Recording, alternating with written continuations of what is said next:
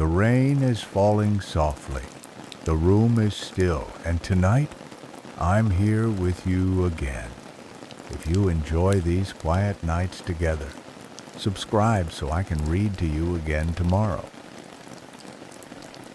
By the way, what time is it where you are right now? I always wonder who else is awake with me at this hour. I remember the sound of the school bell more clearly than most voices from back then, that hollow clang that echoed off the courtyard walls and rang through your chest like it was reminding you that time was moving. It wasn't melodic, it wasn't warm, but it meant something. It meant you were part of something, a rhythm, a day, a season that would repeat whether you were ready or not. And somehow, I found comfort in that. School in the 80s had a certain texture, one that came not just from the chalk and dust, but from the way the world felt slower when you were inside those walls. The parquet in the halls creaked with a particular tone, tired but steady, like it had memorized every footstep that passed across it. My shoes always squeaked on the polished floor in autumn, especially after stepping through wet leaves. I hated that sound at the time. It made me feel like I stood out, like the hallway could hear my nervousness. But now, I miss it. That honest little sound that meant I was there, even if I didn't know who I was yet. I remember my backpack overstuffed, misshapen, smelling of pencil shavings, erasers, and the faint sweetness of an apple my mother always packed for me. Always a red one, always slightly bruised by lunchtime. I didn't appreciate it then, not really. But when I opened that zipper and caught the smell, there was something grounding in it. Familiar, soft. My classroom was on the second floor, by the windows that overlooked the playground. The desks were wooden, scratched with initials and the occasional heart. The chairs wobbled slightly if you leaned too far back, and the blackboard had a permanent smudge in the top left corner, no matter how many times it was cleaned. We'd sit in those chairs half asleep in the early hours, our jackets still cold from the outside, and listen to the teacher's voice mixing with the sound of chalk dragging across the board. There was something meditative in that. Not the words, I can't tell you much about the lessons, but the rhythm. The scratch of chalk, the tap of a ruler, the soft coughs and chair creaks, all becoming part of the room's quiet conversation. Mornings felt sacred in their own way, like the world hadn't quite begun yet. And when I think about those days now, it's not the grades or subjects I return to, but the feeling of sitting by the window with cold hands, watching the trees sway, waiting for a reason to speak. No one had phones. We passed notes, folded like little triangles, slid across desks, under the teacher's gaze. Sometimes they said nothing important, just, "Are you bored?" or "Want to trade sandwiches?" But even that meant something. A moment shared. A small reminder that you weren't alone in your head. Today, schools are different. Sleeker, faster, better lit. But I wonder if the silence between the bells still exists. The kind of silence where you learned not just math or language, but yourself. The kind where a red apple in your backpack wasn't just a snack, it was a tether. To home, to care, to something you didn't yet know you'd one day miss. There was a moment each morning, just after we arrived and just before the first class began, when the school felt like it was holding its breath. The corridors were still waking up fluorescent lights, buzzing to life one by one, lockers rattling open with that unmistakable metal groan, and the muffled thump of feet on the stairs. Jackets hung heavily on the hooks outside the classroom, still damp from the morning fog or the thin drizzle that always seemed to find us in October. There was something about the smell of those jackets, a mix of old wool, rain, soap, and playground dust, that made the hallway feel like a lived-in story, like everyone brought a little piece of home with them and left it there until the bell rang again. The walls were tiled halfway up, pale green with chips at the corners, and sometimes you'd find yourself leaning against them without realizing, feeling the cool ceramic through your shirt, grounding yourself before another slow hour of cursive practice or geography. And from the far end of the hallway, always around the same time, came the smell of lunch being prepared in the school kitchen. It wasn't glamorous boiled potatoes, cabbage, sometimes rice with that overcooked sausage that squeaked when you bit into it, but the scent drifted gently through the building, anchoring you. It meant someone somewhere was thinking about feeding you. It meant warmth was coming. Recess was its own kind of symphony. The clatter of chairs being pushed back, the stomp of shoes rushing toward the door. Someone always shouted too loud. Someone always slipped just outside on the wet concrete. And the teachers, coats buttoned, arms crossed, stood in the corners, watching like sentinels, letting us burn off whatever we couldn't say in words. I remember the sound of chalk being wiped from the blackboard behind a closed door, the hum of the radiator that only worked when it wanted to, and the distant, hopeful ring of the second bell, the one that said, "Time to come back in, time to sit again, time to pretend the room wasn't still echoing with your name or someone else's laugh." But in between all that, there were those tiny, secret silences. The kind you only notice when you're a kid, when time hasn't yet sped up.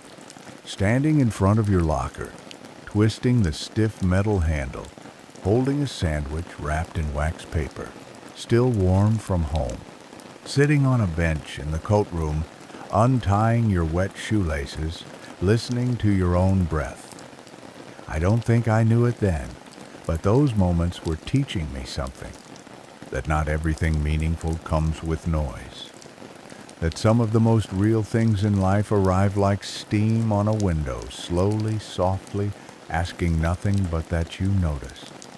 These days, when I pass by a school on my walk to work, I still listen. Sometimes I hear echoes, laughter in the cold air, the squeak of a door, the rush of boots across pavement, and I stop just for a second, just long enough to remember what it was like to live between the walls and the weather, carrying a bruised apple, listening for a bell, not knowing yet how precious the quiet could be. It was a Tuesday, I remember, because we always had math first period, and I was dreading the quiz, but when I woke up that morning, the world had gone quiet, in a way only snow can bring. Not a soundless quiet, but that deep, cotton-soft hush that settles over everything like a hand gently placed on your shoulder. I pulled back the heavy brown curtain in my room and stared out into the white. The trees in the courtyard were dusted like pastries. The swings in the playground behind the building hung still, each seat catching flakes in its own little cradle. The parked cars looked unfamiliar, softened, as if winter had come not to erase, but to remind.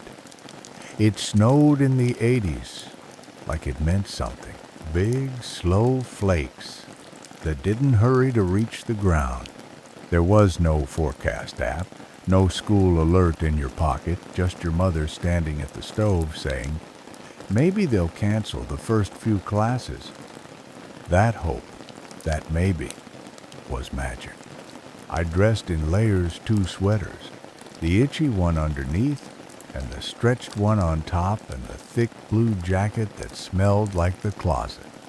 The zipper always stuck halfway up, and my father would have to come in and fix it with calm fingers, without saying much.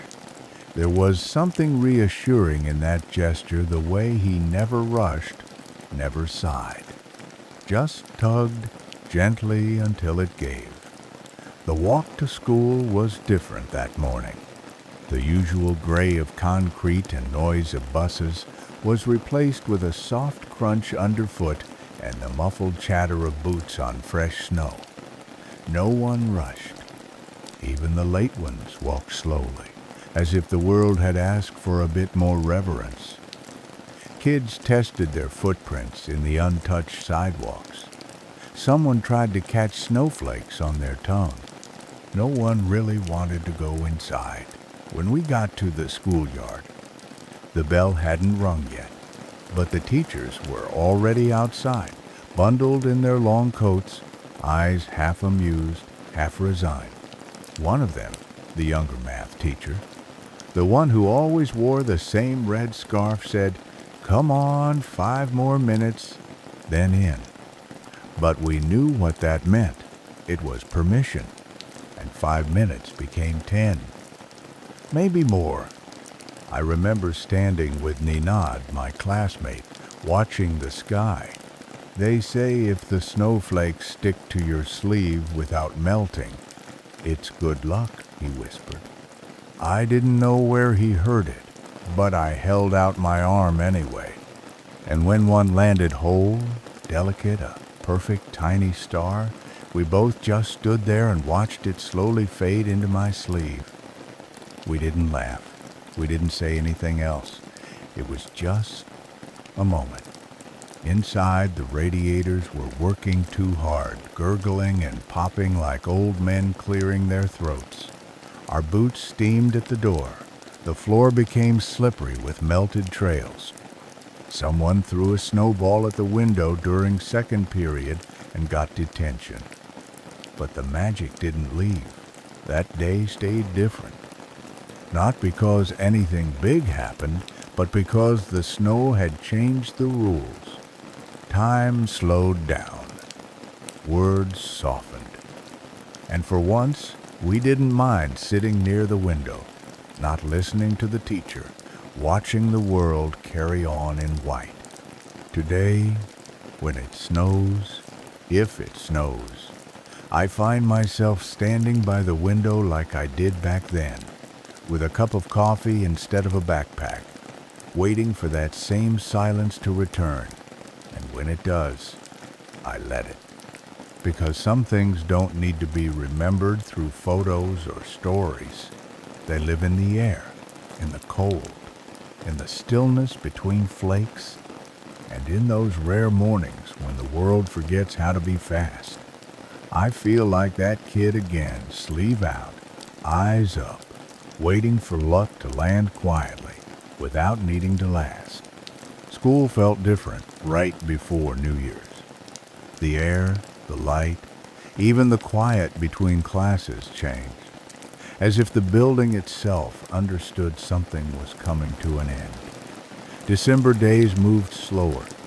The classroom seemed softer, somehow warmer, though not just because of the radiators.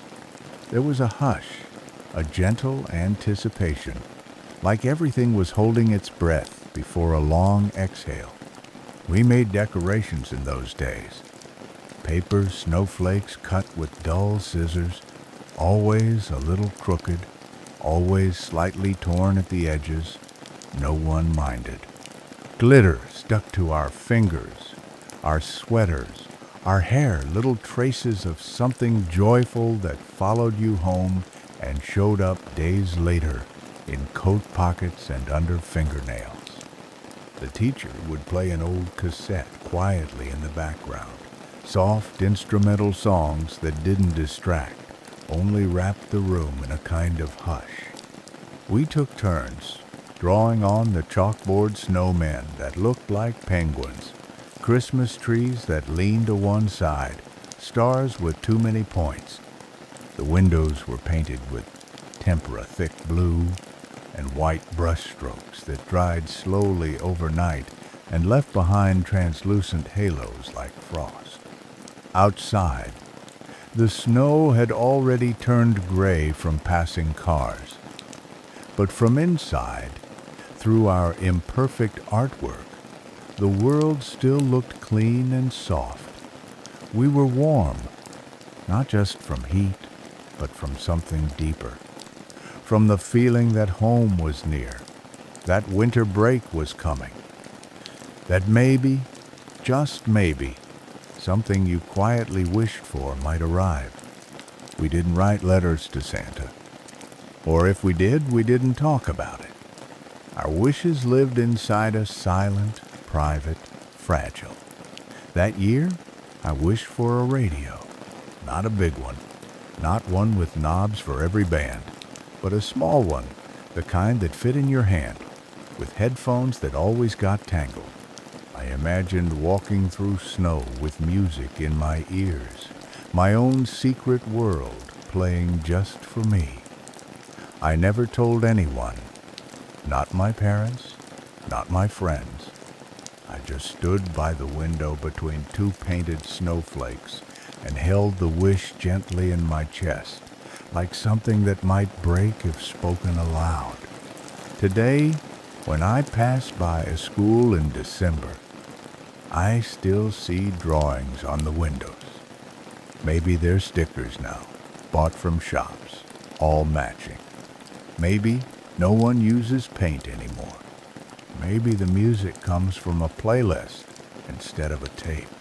But part of me still believes that somewhere in those hallways there's a group of children with glue on their sleeves and glitter in their hair, dreaming small dreams they'll carry with them for years. I didn't get the radio that year.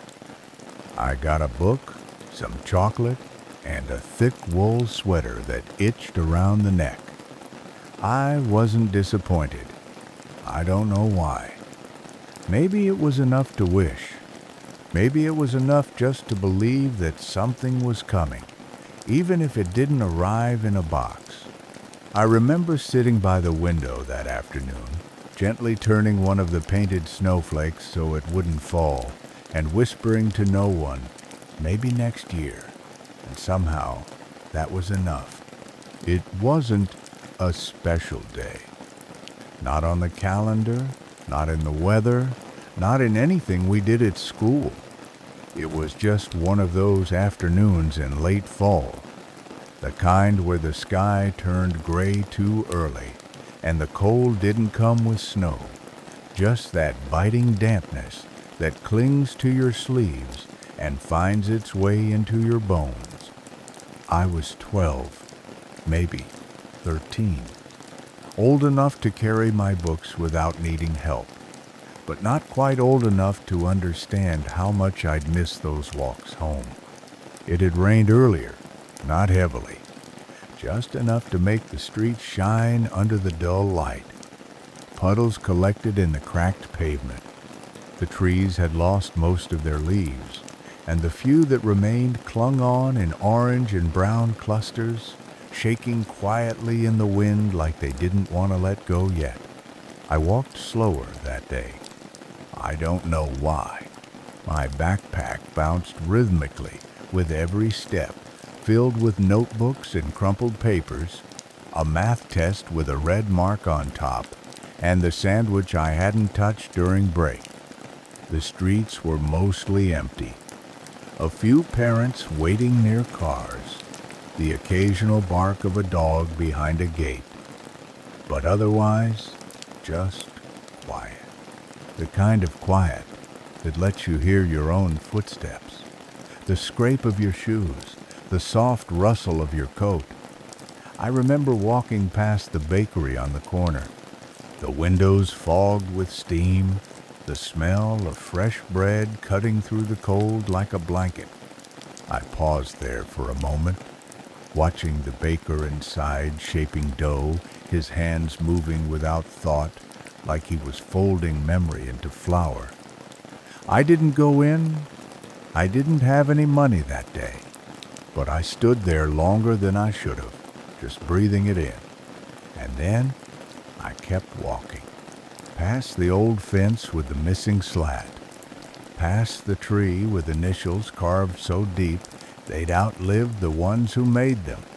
Everything looked the same, but somehow that afternoon felt slower, heavier, as if the world had thickened around me. And in that heaviness, I felt a kind of quiet awareness, like life was opening a small door I didn't yet know how to walk through. I reached home, just as the first lights came on in the windows. The hallway smelled like boiled potatoes and damp coats. My mother was in the kitchen, humming something without melody. She looked up when I entered, smiled without words, and returned to stirring the pot. I took off my jacket, hung it on the same hook I always used, and stood there a moment, holding the stillness. I didn't say anything about my day. She didn't ask. But in that silence, something passed between us, a kind of understanding that didn't need explaining. That afternoon never made it into a diary. I never told anyone about it, but it lives in me. In the way I still slow down when it rains, in the way I pause outside bakeries, even now, in the way I sometimes wish I could walk home again with heavy shoes, cold fingers, and the feeling that something unspoken was just beginning to take shape in me. Not joy, not sadness, just presence. And even now, that's enough to remember. There was a girl in my class who sat 2 rows to the left, near the window. I don't remember her last name now, only that her first name was Anna, and she had a blue pencil case with tiny white stars on it. The zipper was always half stuck, and she used a paper clip to pull it open. She had this way of tucking her hair behind one ear when she was concentrating, then immediately shaking it loose again, like she regretted the decision. I didn't talk to her much, not out of shyness exactly, but because I didn't know what I could say that wouldn't feel too loud in the quiet rhythm of school days. Back then, feelings weren't something we knew how to speak about. They just existed quietly, like the hum of a radiator or the smell of pencil shavings in the air. I'd notice her in small ways. The way she pressed too hard when she wrote, leaving deep grooves in her paper. How she sometimes looked outside the window during math class, her eyes far away, as if she were listening to something the rest of us couldn't hear. And sometimes, just sometimes, when a joke passed through the classroom and everyone laughed, I'd glance her way not to see if she laughed too, but to see how. Once, during a group project, we were assigned to the same table. It was geography. We were supposed to draw a river system. She sketched the curves while I labeled the towns. We barely spoke. But when her pencil broke, I passed her mine without a word, and she looked at me, really looked, and said, "Thanks," in a voice so soft I almost didn't hear it. That single word stayed with me longer than anything else we learned that year. It wasn't love. It wasn't even infatuation. It was something smaller, more tender. A quiet recognition, a shared understanding that something passed between us, brief but real. After that, I found myself noticing things. I knew when she had a new eraser. I knew she preferred blue ink. I knew she chewed on her sleeve when she was nervous before a test.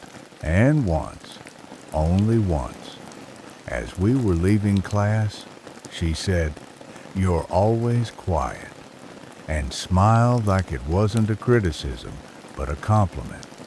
I didn't reply. I just smiled back. And that was enough. These days, when I think of childhood crushes, I don't remember heartbreak or drama. I remember those kinds of silences. The way we learned to feel without labels. How a glance could carry more weight than a letter. How affection was something you lived with, not acted on a soft presence that stayed in your chest long after the person was gone. I don't know where she is now. I haven't seen her in decades. But sometimes, when I find an old notebook or hear the soft zip of a pencil case being opened, I'm back in that classroom chalk dust in the air, low winter light on the floor, and Ana sitting 2 rows to the left near the window. And I remember how much beauty there was in not needing more than a single word and a shared table to make you feel, for a moment, quietly seen. The last day of school never felt the way we expected it to. We thought it would be all freedom and shouting and the thrill of running out the door. But it wasn't. Not really. It was slower, quieter, almost gentle. That morning the hallways echoed in a different way, not from the usual shuffle of shoes and dropped books, but from the kind of stillness that comes when people are too aware of time. Desks were half emptied. Books had been returned. Chalkboards were clean for once, except for a few farewell messages scribbled in colored chalk hearts, initials, smiley faces with lopsided grins. The windows were open, letting in the warm air of early June. It carried the sound of birds and the occasional laugh from outside. But mostly, there was a softness in the light, a kind of closing. We didn't have a ceremony, just a normal day cut short, a few short lessons, some last reminders, then the words, "You're free to go." I remember looking around at everyone, half expecting someone to cheer, but no one did. We just sat there for a moment, not ready to stand. My desk was scratched with marks I didn't make, but had grown used to a little star carved near the corner, a faint crack that split the wood diagonally. It had become familiar, safe. I traced my fingers across it, not thinking, just remembering, without trying. Around me, kids were gathering their things. The girl who always borrowed pens folded her timetable in half and tucked it into her pocket.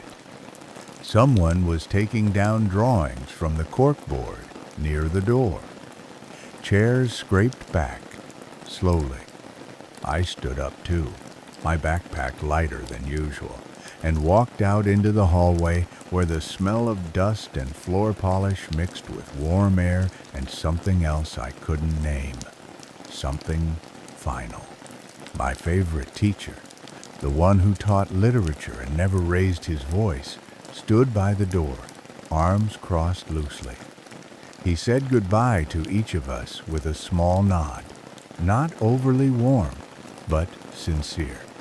When I passed, he said, "Take your time this summer." That was all. But the way he said it, like he knew how fast life would get, made me pause. I said thank you, quietly, and stepped out into the sun. Outside, everything looked sharper. The trees greener, the sky wider. It felt like the first time I was really seeing the school from the outside, not just as a building, but as something I was now leaving behind, a chapter, a rhythm, a version of myself. I walked home slowly that day, letting the warmth settle on my arms, listening to the sound of my own footsteps on the sidewalk. It didn't feel like an ending. Not yet. That would come later in the middle of a new year, or in the moment I'd hear a certain song on the radio and feel something shift in my chest. But still, something in me knew. That part of my life was gently closing its book. These days, when I smell hot dust on pavement or hear the echo of an empty classroom, I go back to that last day, the stillness, the open windows, the desks that knew our names. And I remember, not all goodbyes are loud. Some are soft enough to miss, unless you're really listening. Some come with bird song and open doors, and a teacher who says just one sentence, and somehow that's what stays with you. It's strange, the things you carry without knowing.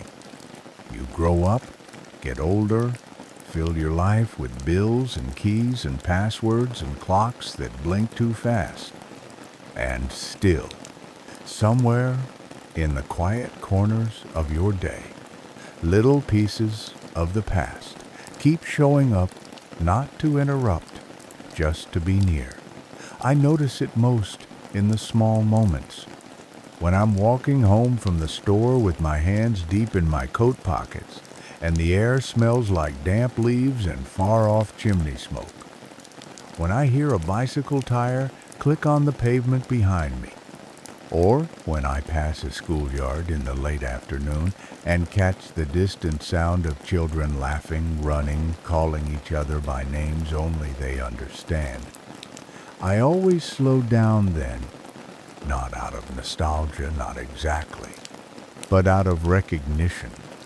Like hearing a language you once spoke fluently and still understand, even if your tongue has forgotten how to form the words.